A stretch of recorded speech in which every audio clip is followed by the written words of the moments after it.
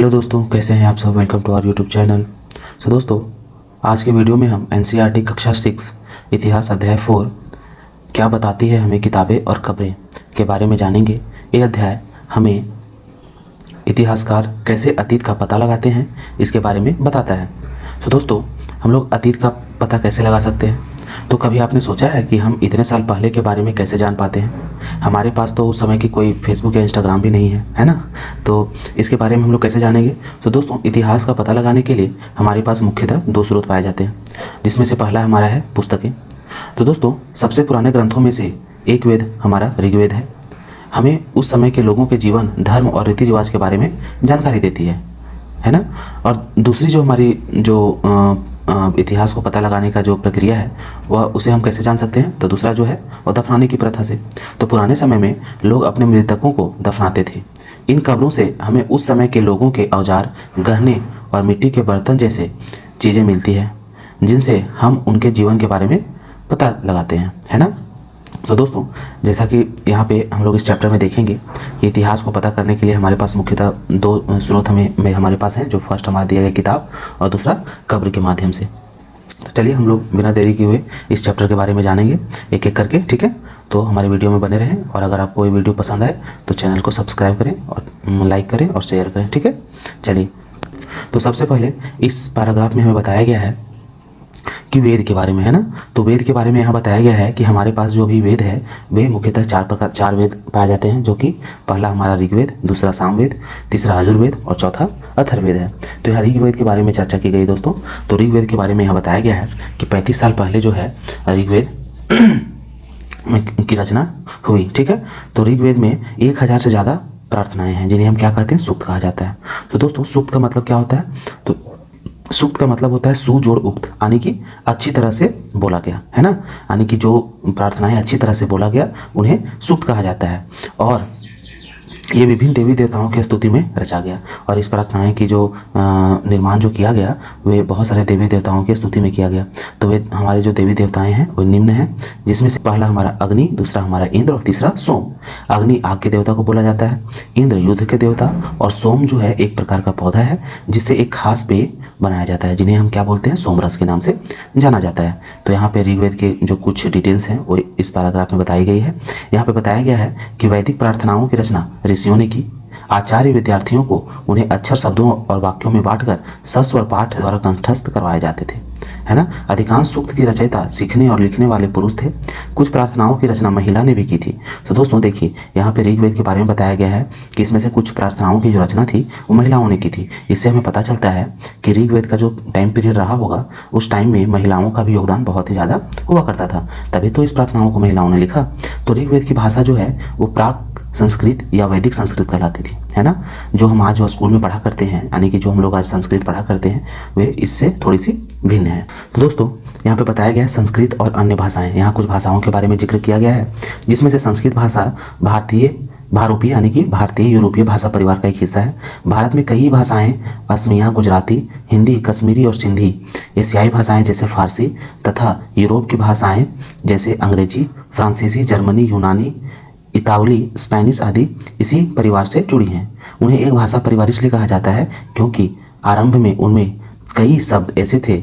उदाहरण के लिए मातृ शब्द जो संस्कृत में बना है, माँ जो हिंदी का शब्द है, और मदर जो कि अंग्रेजी है। शब्द को आप देख सकते हैं। तो यहाँ बताया गया है कि सारे भाषाएं जो थी, जो भारोपीय देश की भाषाएं थी, जिसमें से हमारा हिंदी वगैरह आ गया, असमिया, गुजराती वगैरह जो है, और जो भी भाषाएं जो हमारे एशियाई भाषाएं जैसे फारसी हो गया, यूरोपीय भाषाएं जो हैं वे सभी एक दूसरे से मिलती जुलती थी। जैसे कि यहाँ संस्कृत में जो हमारा मातृ शब्द है और माँ शब्द है और मदर शब्द, तीनों कहीं ना कहीं एक जैसा लग रहा है। तो यही भाषाएं के बारे में यहाँ बताया गया है। यहाँ बताया गया है कि उपमहाद्वीप में दूसरे भाषा परिवारों की भी भाषाएं बोली जाती है। उदाहरण के लिए पूर्वोत्तर प्रदेश में तिब्बती बर्मा परिवार की भाषाएं बोली जाती है, और तमिल, तेलुगु, कन्नड़ और मलयालम द्रविड़ भाषा परिवार की भाषाएं हैं, जो कि हमारे कहाँ साउथ में बोली जाती है। जबकि झारखंड और मध्य भारत के कई हिस्सों में बोली जाने वाली भाषा कौन सी भाषा? ऑस्ट्रो एशियाटिक परिवार से जुड़े हैं। तो दोस्तों, यहाँ पे अब हम लोग देखेंगे कि जो ऋग्वेद का जो काल हुआ करता था, तो ऋग्वेद का जो हमें साक्ष्य मिले हैं पुरातत्वविदों के माध्यम से, आर्कियोलॉजिस्ट के माध्यम से, तो वे साक्ष्य जो हैं वे कहाँ मिले। तो देखिए यहाँ पे बताया गया है कि ऋग्वेद का जो पांडुलिपि का एक पन्ना जो है हमें मिला है, जो कि भोज की छाल पर लिखी पांडुलिपि कश्मीर में पाई गई थी। तो दोस्तों हम लोग चैप्टर नंबर 1 में ही डिस्कस किए थे पांडुलिपि के बारे में, जो हम लोग वहाँ पे देखे थे कि जो पांडुलिपि है वह भोज पेड़ का जो एक छाल होता है उसी पे लिखा जाता था, है ना, क्योंकि उस समय तो पेपर वगैरह हुआ नहीं करता था, तो लोग इस पेड़ की छाल पर ही लिखा करते थे। और बहुत सारे जो पांडुलिपियाँ हैं वे बर्बाद भी हो गई हैं, क्योंकि ये जो पेड़ के हुआ करते थे तो इससे कीड़े मकोड़े लग जाते थे। लेकिन कुछ पांडुलिपि अभी हमारे पास सुरक्षित बचे हुए हैं। तो लगभग 150 वर्ष पहले ऋग्वेद को सबसे पहली बार छापने के लिए इसका उपयोग किया गया था। इसी पांडुलिपि को देखकर अंग्रेजी अनुवाद तैयार हुआ, है ना। पांडुलिपि पुणे महाराष्ट्र का एक पुस्तकालय में सुरक्षित है। तो इसी पांडुलिपि के माध्यम से जो है आज से लगभग 150 साल पहले ऋग्वेद का जो पहली बार जो छापने की प्रक्रिया हुई वो आरंभ की गई। सो दोस्तों ऋग्वेद में हमारा जो है बहुत सारे ऋषियों और नदियों के भी वार्तालाप को यहाँ बताया गया है, जिसमें से एक विश्वामित्र और 2 नदियों यानी कि सतलुज और जो व्यास नदी हमारी है उसके बारे में यहाँ बताया गया है ना। कुछ वार्तालाप हुए हैं दोनों के बीच में, वे ऋग्वेद में बताया गया वही या इस जो हमारा टेबल है इसमें बताया गया है। चलिए अब हम लोग आगे चलते हैं। तो यहाँ पे मवेशी, घोड़े और रथ के बारे में बताया गया है कि ऋग्वेद में मवेशियों, बच्चों, खासकर पुत्रों और घोड़ों की प्राप्ति के लिए अनेक प्रथाएं हैं। घोड़ों को लड़ाई के रथ खींचने के काम में लाया जाता था, है ना। घोड़ों का यूज कहाँ होता था, तो रथ को खींचने में, जब युद्ध वगैरह हुआ करता था तो रथ को खींचने के लिए घोड़ों का इस्तेमाल किया जाता था। ये लड़ाइयों में मवेशी जीत कर लाए जाते थे। लड़ाइयाँ वैसे ज़मीन के लिए भी लड़ी जाती थी, तो इन जो युद्ध हुआ करता था तो उसमें से मवेशी भी जीत कर वे लाते थे, और ये लड़ाइयाँ जो हैं वो अक्सर ज़मीन वगैरह के लिए भी किया जाता था। अच्छे चारागाह हो या जहाँ पर जैसी जल्दी तैयार होने जाने वाली फसलों को उपजाया जा सकता हो। कुछ लड़ाइयाँ पानी के स्रोतों और लोगों को बंदी बनाने के लिए भी लड़ी जाती थी। युद्ध में जीत गए धन का कुछ भाग सरदार रख लेते थे और कुछ हिस्सा पुरोहित को दिया जाता था। शेष धन आम लोगों में बांट दिया जाता था। तो क्या बोला गया है, जो भी युद्ध में जो भी धन को जीता जाता था तो उसमें से कुछ भाग जो है वो सरदार यानी कि राजा रख लिया करता था और कुछ हिस्सा जो है पुरोहित को दिया जाता था। हम लोग इस चैप्टर के आगे में देखेंगे कुछ देर के बाद कि जो उस समय का जो लोगों को बांटा गया था, 2 भाग में बांटा गया था, जिसमें से एक राजा और एक पुरोहित हुआ करते थे। तो राजा और पुरोहित कुछ भाग धन का रख लिया करते थे और जो भी शेष भाग जो बच जाता था उसको आम लोगों में बांट दिया करते थे। कुछ धन यज्ञ के लिए प्रयुक्त होता था। यज्ञ की आग में आहुति दी जाती थी। ये आहुतियाँ देवी देवताओं को दी जाती थी। घी, अनाज और कभी कभी जानवरों को भी आहुति दी जाती थी। तो दोस्तों उस समय जो है घी, अनाज के साथ साथ जानवरों को भी आहुति का प्रचलन था। अधिकांश पुरुष इन युद्धों में भाग लेते थे। कोई स्थायी सेना नहीं होती थी, लेकिन लोग सभाओं में मिलते जुलते थे और युद्ध व शांति के विषय में सलाह मशविरा करते थे। वहाँ ये ऐसे लोगों को अपना सरदार चुनते थे जो बहादुर और कुशल योद्धा हों। चलिए अब हम लोग देखेंगे लोगों की विशेषताएं बताने वाले सब। तो यहाँ पे हम लोग देखेंगे वही वर्गीकरण को, जो भी हमने बताया कि लोगों को किस तरह से वर्गीकृत किया जाता था उस समय में, तो उसके बारे में। तो लोगों का वर्गीकरण काम, भाषा, परिवार या समुदाय, निवास स्थान या सांस्कृतिक परंपरा के आधार पर किया जाता था। लोगों में विशेषताएं बताने वाले कुछ शब्दों को देखें, जिसमें से ऐसे 2 समूह जिनका वर्गीकरण काम के आधार पर किया गया है ना। तो पुरोहित, जिन्हें कभी कभी ब्राह्मण कहा जाता था, तरह तरह के यज्ञ और अनुष्ठान करते थे। दूसरे लोग थे राजा। तो यहाँ पे देखिए 2 भाग में बांटा गया है। जो पहला वर्ग हमारा है वो पुरोहित का हुआ करता था, जिन्हें हम लोग ब्राह्मण के नाम से भी जानते थे, और इनका काम था यज्ञ को संपन्न कराना। और दूसरे लोग जो थे वो राजा हुआ करते थे। ये राजा वैसे नहीं थे जिनके बारे में हम जानेंगे। जैसे हम लोग अभी राजा अगर सुनते हैं तो हम लोग को लगता है कि जिसके पास बहुत सारे सेनाएं हों, जिनके पास महल हो, जिसके पास बहुत सारी संपत्ति हो, सोना चांदी जेवरात बहुत सारे हों। लेकिन ऐसा नहीं था। ये ना तो बड़ी राजधानी और महलों में रहते थे, न इनके पास सेना थी, न ही ये कर वसूलते थे। प्रायः राजा की मृत्यु के बाद उसका बेटा अपने आप ही शासक नहीं बन जाता था। तो जैसा कि अभी हम लोग देखते हैं कि राजाओं में क्या प्रचलन था मुगल काल में, और भी बहुत सारे जो हमारे भारत में जितने भी राजवंश आए तो उसमें क्या था कि वंशानुगत हुआ करता था। उनका जो पोस्ट हुआ करता था वो वंशानुगत हुआ करता था। लेकिन इस टाइम पीरियड में राजा का जो है वंशानुगत नहीं हुआ करता था, है ना। तो ये यहाँ बताया गया है। चलिए आगे देखेंगे। आगे है पिछले अनुभाग को एक बार फिर से पढ़ो और ये पता लगा कि उसे राजा क्या करते थे। तो यहाँ पे हम लोगों को एक अपना कॉमन सेंस यूज़ करके बताना है कि राजा उस समय में क्या काम किया करते होंगे। तो क्या काम किया करते होंगे उस समय, तो हम लोग बोल सकते हैं कि उस समय का राजाओं का क्या काम होता होगा। तो जो भी आपसी तालमेल बनाए रखना है ना, गांव का या फिर जो भी नगर का, उसका जो भी एरिया डिवाइड किया गया होगा तो उस एरिया में उसको आपसी तालमेल लोगों के बीच में बनाकर किसी का स्थिति अगर ख़राब है तो उसको देखभाल करना, यानी कि सभी को मिलजुल कर रहना, उस समय का कार्य हुआ करता था। जनता या पूरे समुदाय के दो शब्दों का इस्तेमाल होता था, एक जिसका प्रयोग हिंदी व अन्य भाषाओं में आज भी होता है और दूसरा था विष, है ना, यानी कि विष जैसे वैसे शब्द निकला है। इस विषय पर हम अध्याय 5 में विस्तार पूर्वक पढ़ेंगे, है ना। तो दोस्तों अभी अध्याय 4 को हम लोग डिस्कस कर रहे हैं। जब हम लोग अध्याय 5 को देखेंगे उस समय हम लोग और भी विस्तार पूर्वक इस बात को समझेंगे। ऋग्वेद में विष या जनों के नाम मिलते हैं, इसलिए हमें पुरुजन या विष, भारत जन या विष, यदुजन या विष जैसे कई उल्लेख मिलते हैं। तो दोस्तों हमें देखेंगे, चर्चा करेंगे कि जिन लोगों ने इस प्रथाओं की रचना की वे कभी कभी खुद को आर्य कहते थे। तो दोस्तों जिन लोगों ने यानी कि उस समय का जो लोग जो इस प्रथाओं का प्रचलन किया वे लोग कभी कभी अपने आप को आर्य कहा करते थे और विरोधियों को दास या फिर दस्यु कहते थे, यानी कि अपने आप को आर्य और जो भी उनका विरोध किया करते थे उन्हें दास या दस्यु कहा करते थे। दस्यु वे लोग थे जिन्हें यज्ञ नहीं करते थे और शायद दूसरी भाषाएं बोलते थे। बाद में समय में दास स्त्रीलिंग दासी बन गया। शब्द का मतलब गुलाम होता है। दासी व स्त्री और पुरुष होते थे जिन्हें युद्ध में बंदी बनाया जाता था। उन्हें उनके मालिक की जायदाद माना जाता था। जो भी काम मालिक चाहते थे उन्हें वह सब करना पड़ता था। जिस युग में उपमहाद्वीप के उत्तर पश्चिम में ऋग्वेद की रचना हो रही थी उसी समय दूसरी जगहों पर एक अलग तरह का विकास हो रहा था। और हम लोग अब देखेंगे कि वहाँ पे जिस समय जो है उत्तर पश्चिम जो भारत है वहाँ ऋग्वेद की जो रचना हो रही थी और उसी समय दूसरे जगहों में क्या हो रहा था, तो हम लोग अब नेक्स्ट टॉपिक में देखेंगे। तो यहाँ पे अब हम लोग देखेंगे कि खामोश प्रहरी कहानी पाषाणों की। तो दोस्तों यहाँ पाषाण महापाषाण का जो वर्ड बनाया गया है, तो महापाषाण दो बोल सकते हैं कि दो शब्दों से मिलकर बना गया है। जो पहला है महा और दूसरा है पाषाण। तो महा मतलब होता है बड़ा, पाषाण मतलब पत्थर आने की बड़ा पत्थर। तो महापाषाण जो है ये शिलाखंड महापाषाण को बोला गया है, नाम से जाने जाते हैं। पत्थर दफन करने की जगह पर लोगों द्वारा बड़े करीने से लगाए गए थे। महापाषाण कब्र बनाने की प्रथा लगभग 3000 साल पहले शुरू हुई। यह प्रथा दक्षिण भारत, उत्तर पूर्वी भारत और कश्मीर में प्रचलित थी। तो दोस्तों यहाँ पे हम लोग अब देखेंगे कब्र के बारे में। तो कब्र बनाने की जो महापाषाण यानी कि बड़े बड़े पत्थरों से जो कब्र बनाया जाता था उसकी प्रथा का प्रचलन लगभग 3000 साल पहले शुरू हुआ, जो कि दक्षिण और दक्षिण भारत और उत्तरी भारत और कश्मीर में प्रचलित थी। कुछ महत्वपूर्ण महापाषाण पुरास्थायी मानचित्र चित्र में दिखाए गए हैं। कुछ महापाषाण जमीन के ऊपर रख दिए जाते थे, कुछ महापाषाण जमीन के भीतर भी होते थे। कहने का तात्पर्य है कि उस समय बहुत सारे जो कब्र बनाए जाते थे, तो कब्र में क्या होता था, मान लीजिए कब्र है तो कब्र के ऊपर एक बड़ा सा पत्थर दबा दिया गया, तो यही क्या हो गया हमारा महापाषाण था। ठीक है, अब हम लोग आगे देखेंगे। कई बार पुरातत्वविदों ने को गोलाकार सजाए हुए पत्थर मिलते हैं, कई बार अकेला खड़ा हुआ पत्थर भी मिलता है। यही एकमात्र प्रमाण है जो जमीन के नीचे कब्रों को दर्शाते हैं।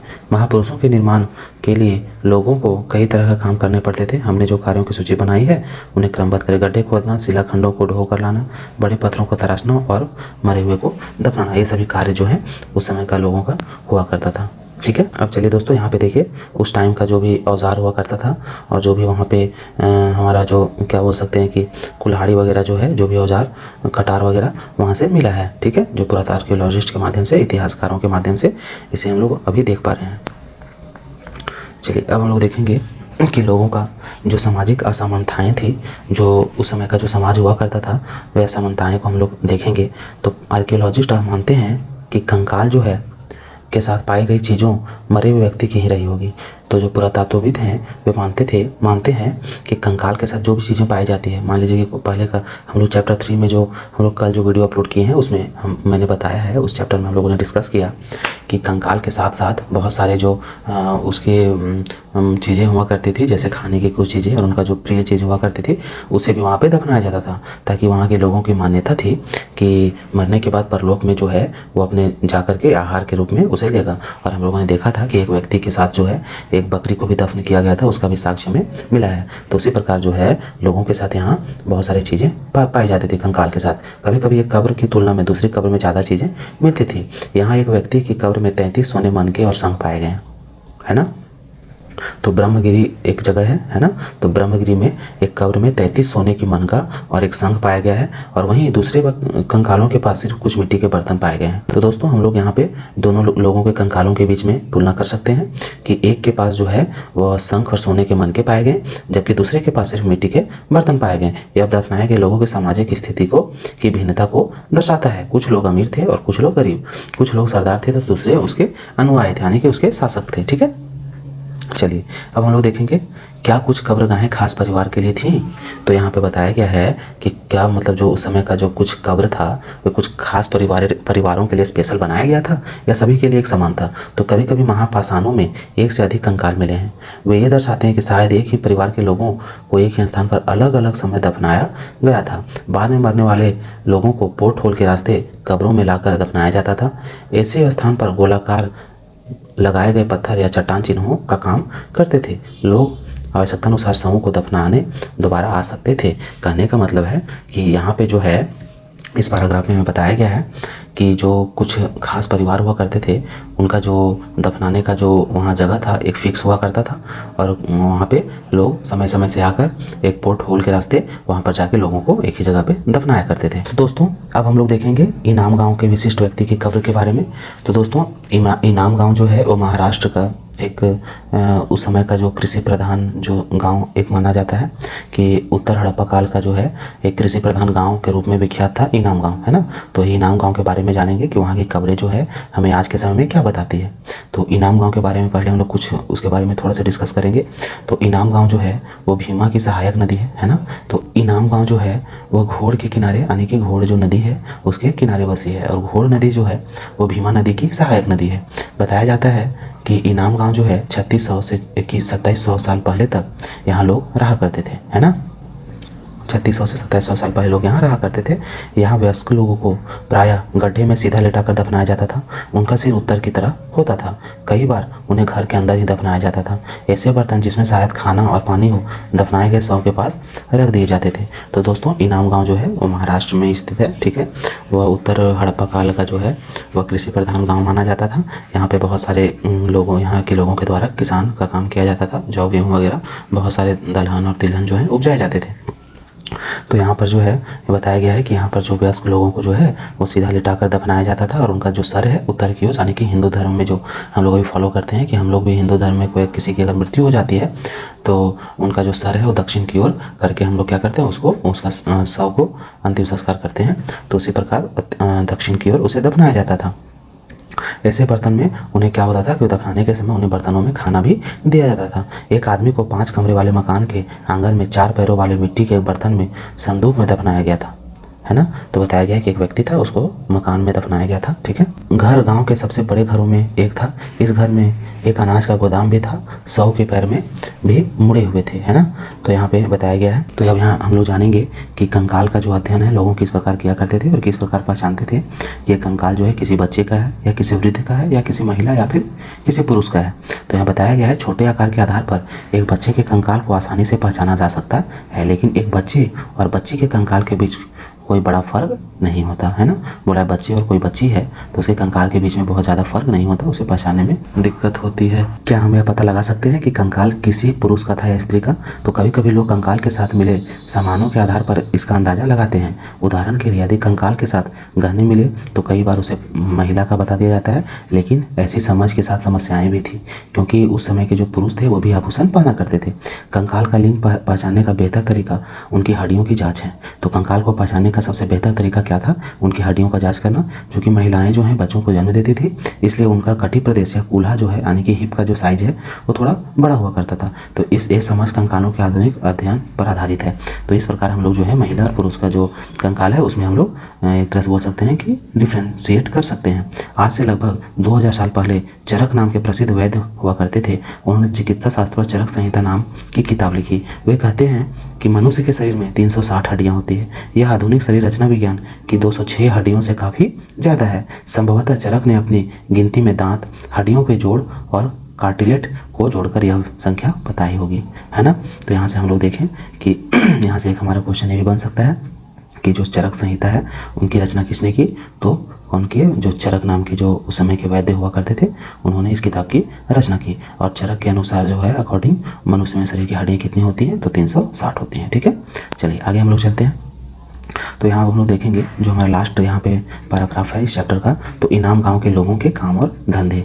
तो इनाम गांव के लोगों के काम और धंधा उस समय हुआ क्या करता था, तो इनाम गांव में पुरातत्वविदों को जौ, गेहूँ, चावल, दाल, बाजरा, मटर और तिल के बीज मिले हैं, है ना। इनाम गांव के जो वहाँ के जो इतिहासकार हैं और जो पुरातत्वविद यानी कि आर्कियोलॉजिस्ट हैं, उन्हें ये सब फसल के वहाँ पे बीज मिले हैं। कई जानवरों की हड्डियाँ भी मिली है। कई हड्डियों पर काटने के निशान से अंदाजा होता है कि लोग इन्हें खाते होंगे। गाय, बैल, भैंस, बकरी, भेड़, कुत्ता, घोड़ा, गधा, सुअर, सांभर, चितकबरा, हिरन, कृष्णमृग, खरहा, नेवला, चिड़िया, घड़ियाल, कछुआ, केकड़ा और मछली की हड्डियां भी पाई गई हैं। ऐसे साक्ष्य मिले हैं कि बैर, आंवला, जामुन, खजूर और कई तरह के रस भरियाँ एकत्र की जाती थी। तो दोस्तों यहाँ बताया गया है कि लोग बहुत सारे यहाँ फसल उपजाया करते थे, जिनके बीज अभी वहाँ मिले हैं, और बहुत सारे जानवरों को यहाँ पे हड्डियाँ भी अवशेष के रूप में मिली हैं, जिससे पता लगाया जा सकता है कि इनाम गाँव में वहाँ पे सभी जानवर रहा करते होंगे। और वहाँ पे जो फल के रूप में आंवला, जामुन, खजूर और बैर को अपने भोजन में लिया जाता था और उन्हें एकत्र करने की उसमें प्रवृत्ति भी पाई जाती थी। तो दोस्तों इस वीडियो में हम लोगों ने ऋग्वेद और महापाषाण कब्रें के बारे में जाना, जिसमें ऋग्वेद में सबसे पुराने वेदों में से एक है। इसकी रचना लगभग कितने साल, 3500 साल पहले हुई थी।